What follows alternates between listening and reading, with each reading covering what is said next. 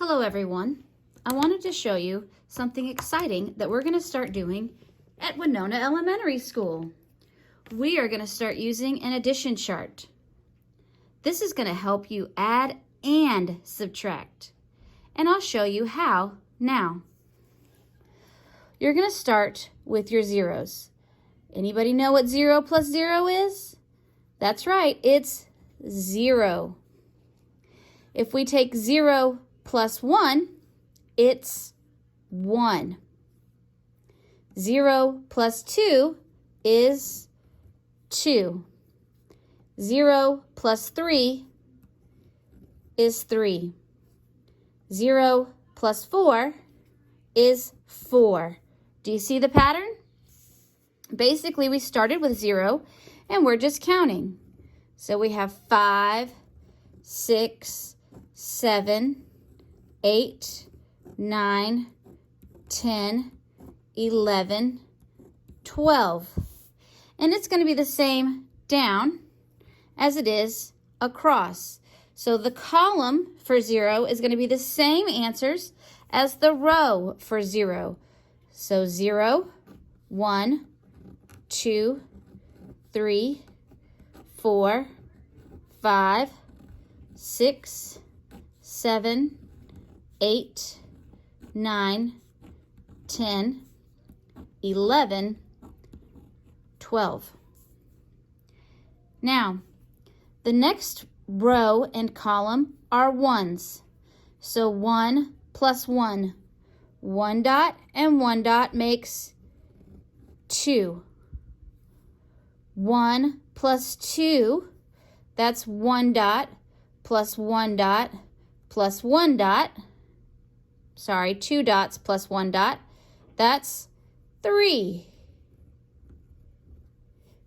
Do you see the pattern? Already, we're just counting by ones again. We just started with a 1 instead of 0.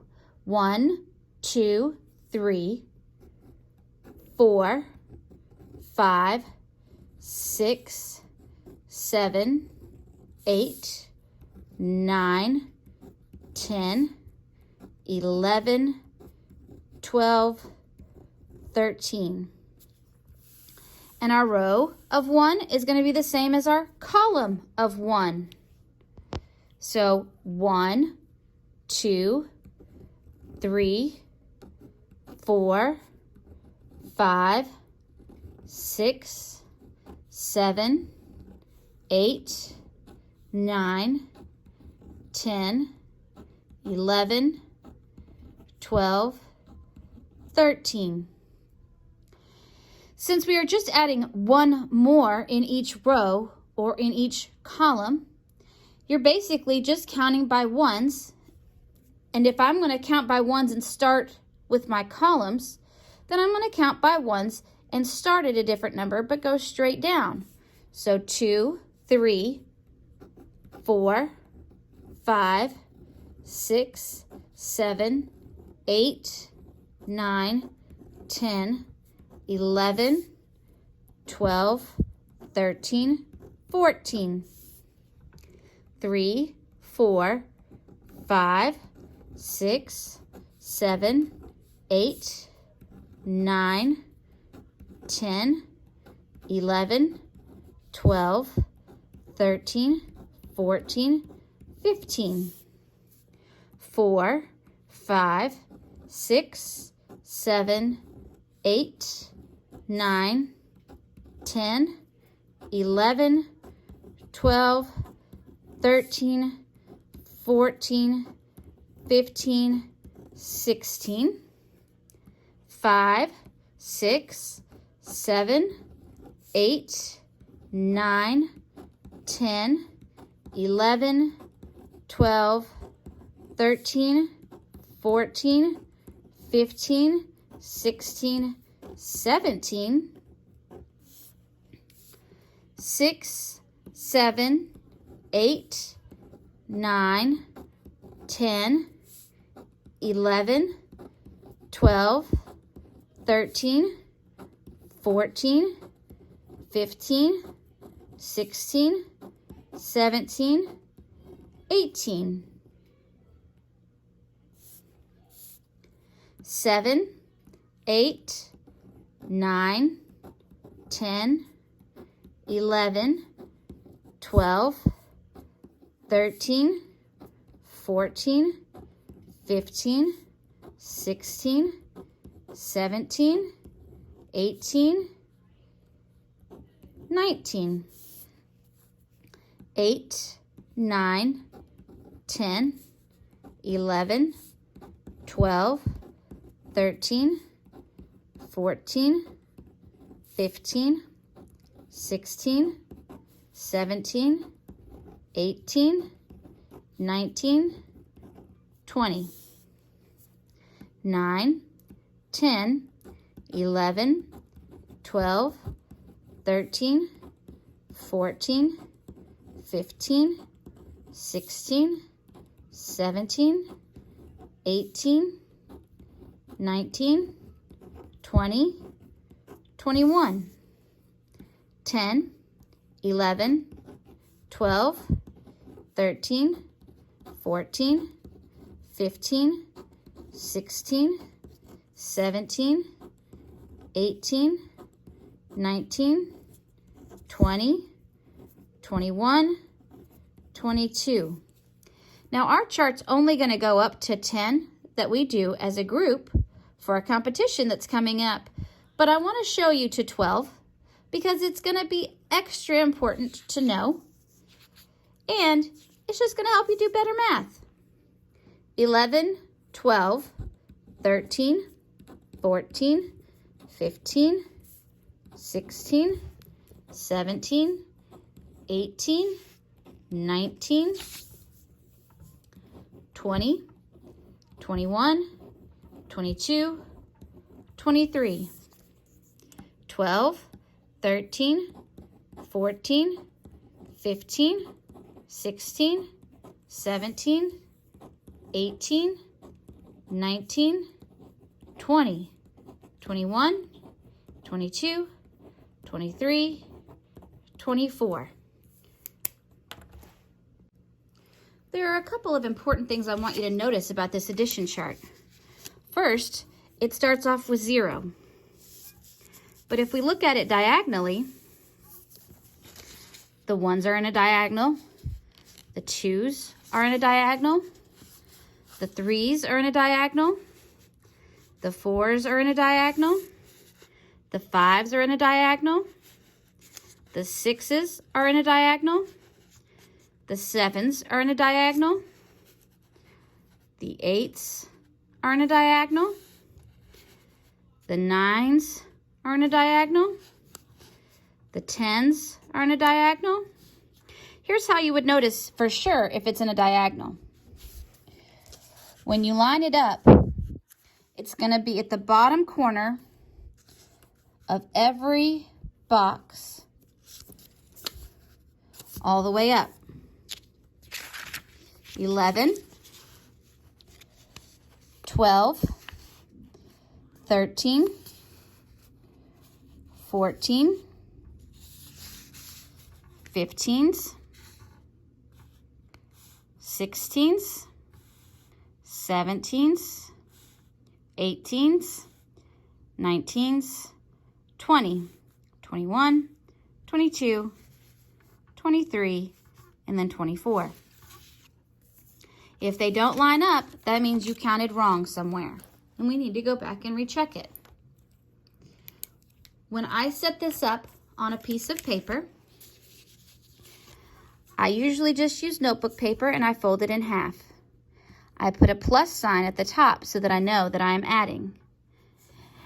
And I typically start with 1. You can start with 0, but I start with 1, 2, 3, 4, 5, 6, 7, 8, 9, 10. And this is my top row, like we see up here in black. And then I put the rows going down behind the red line. And I don't skip any lines here because I use these lines as part of my boxes. 1, 2, 3, 4, 5, 6, 7, 8, 9, 10. The reason we only go to 10, or we only need to go to 10, is because in place value, you can only fit 9 digits and, well, 10 digits including 0. But it only can be 1 digit. So if you go above 10, it's not really going to be helpful for you as you solve some problems. After I've made my chart like this, then I will go through and create my columns. So after each number, I will draw a straight line.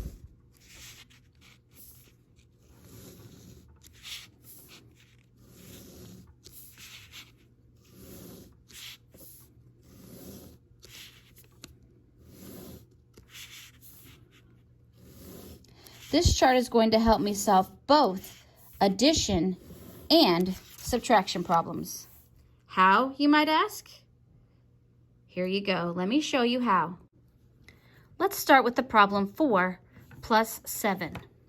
It's important to know that if I take 1, 2, 3, 4 blocks, and then I put 7 more blocks with it, 1, 2, 3, 4, 5, 6, 7, I can count and get my answer. 1, 2, 3, 4, 5, 6, 7, 8, 9, 10, 11. So the answer is 11. But it's also always important to double check your math. So I can take my chart. I'm going to choose 4 as my column and go down to the row of 7. So I put my index card or piece of paper at 4 and 7, and I can see that the answer is 11. 4 all the way down to 7 is 11.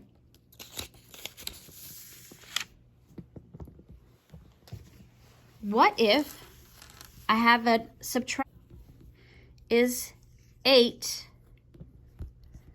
minus 5? This is an addition chart, but did you know that subtraction is just the opposite of addition? I can go to the column of 5 and then go down to where my answer is 8. When I go over to see what row it is on, I see that the answer is 3. I'm going to count out 8 cubes and take away 5 just to make sure. 1, 2, 3, 4, 5, 6, 7, 8. Now I'm going to take away 5. 1, 2, 3, 4, 5. And there are 3 left. Here's where the fun part comes in. In the hallways, there will be addition charts located next to the restrooms. While you are transitioning and waiting to go to the restroom as a class, I highly encourage you to bring something to write with. You will, with your classes, be working on creating an addition chart. There will be an addition chart next to the blank chart that shows you what the answer should be.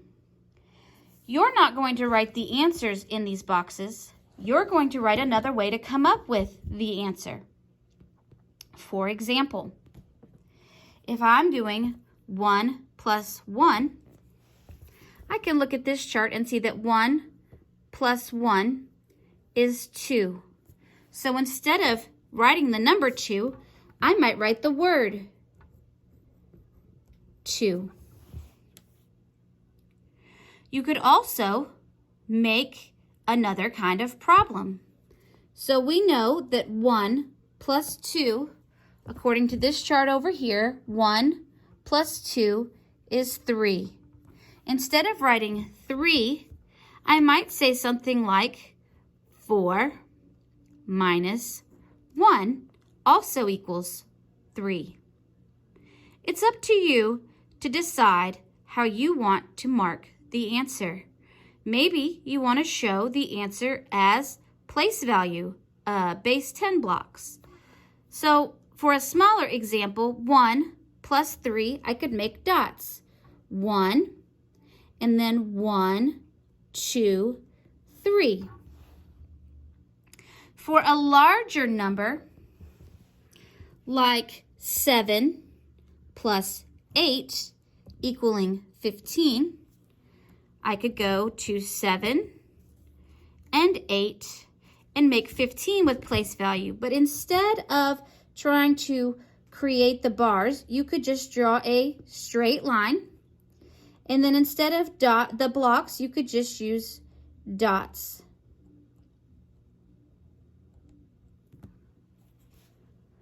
Another way that you could represent your answer is tally marks. 1 plus 4, 1, 2, 3, 4, 5. And I'll be able to double check that by looking over here at 1 plus 4 is equal to 5. There are many, many ways that you can represent these numbers. Maybe you want to do an addition problem that is different but equals the same answer, the same sum. 5 plus 1, 1 plus 5 is 6. So maybe instead of having 1 plus 5, I could do 3 plus 3 because it also equals 6. The point here is to show other ways that you can represent the answer. However, in your classrooms, you need to be practicing this addition chart. We will be having a competition coming soon to see who can make the addition chart correctly the fastest. Before you take a test, you can make this addition chart, and you can use that chart to answer most of the questions on a math test. Our next focus is on more complicated problems using the addition chart. It's important to remember, though, that as you do math problems with addition and subtraction, you need to focus on the place value. So let's say I have the problem 432 plus 347. I need to look at this chart with my ones, tens, and hundreds as separate. 2 plus 7. I would refer to my chart. I would find the row of 7 and the column of 2 and come to the corner here, and the answer is 9. So 9 would go in the ones place. 3 plus 4. So I come over to my column of 3, go down to the row of 4, and I see that my answer is 7. Guess what? Because of the commutative property, 3 plus 4 is the same as 4 plus 3. We just swapped the add-ins. So again, your answer is going to be 7. It can also be used for subtraction.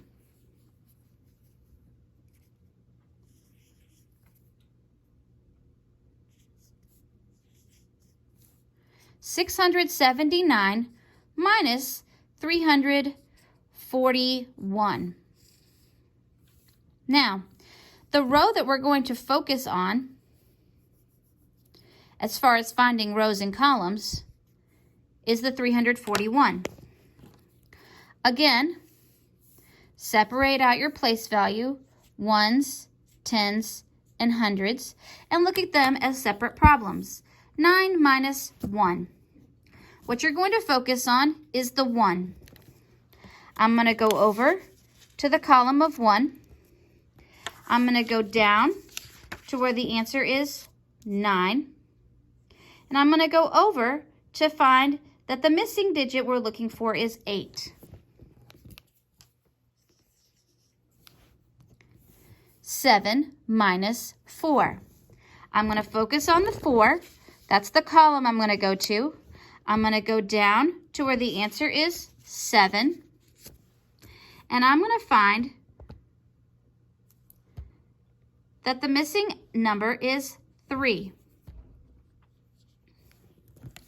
6 minus 3. I'm going to focus on the column of 3, go down to where the answer is 6, and go over and find that my missing number is 3. This works out well if there's no borrowing involved.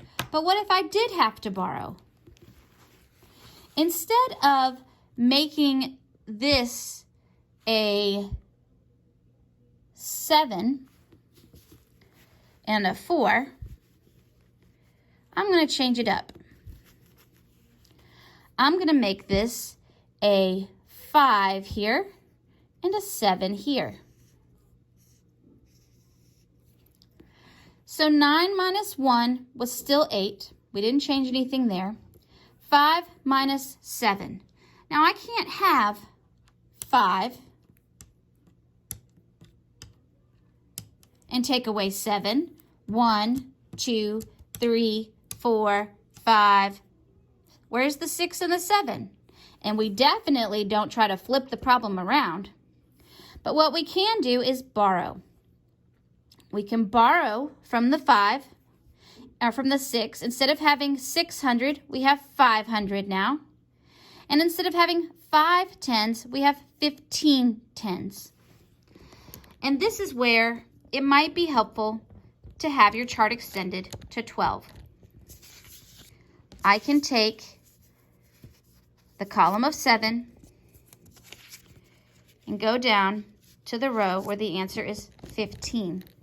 When you have to borrow, it might be helpful to be able to go even further down the chart.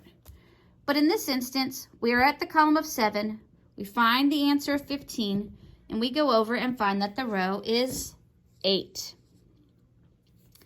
Now, we no longer have 6 minus 3, we have 5 minus 3.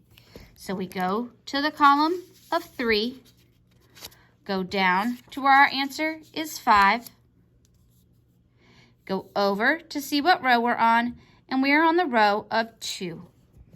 So our answer now is 288. This is a problem that could be extended out to the 100 millionths or infinity, and as long as you separate by place value and you use your addition chart, you can use it for both addition and subtraction.